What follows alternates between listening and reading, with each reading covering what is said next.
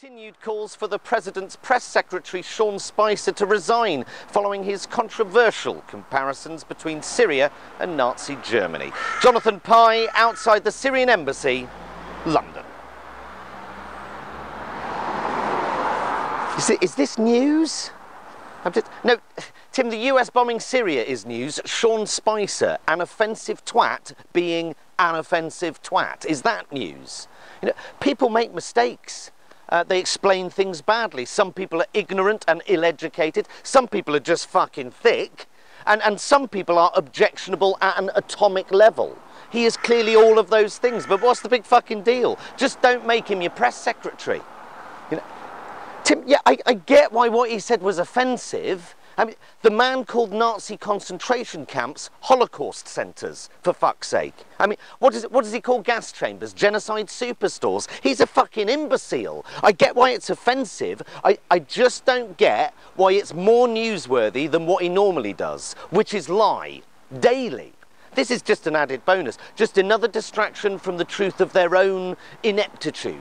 Yeah. Spicer distracts with lies, ignorance and inarticulacy from his podium. Trump distracts with lies, ignorance and inarticulacy from his Twitter account at 5:30 in the morning whilst taking a fucking shit. Ladies and gentlemen, your commander-in-chief.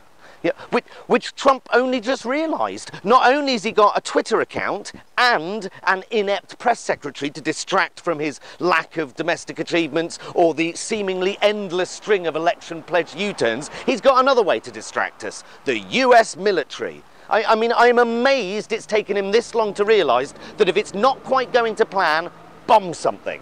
You know, and there's nothing new in the US occasionally throwing a few missiles at something, you know, and occasionally it's with good reason. Occasionally it's Clinton trying to distract from the fact he just jizzed on the intern's dress, but now Trump realises his approvals take a slight bump every time he launches a missile. He's off.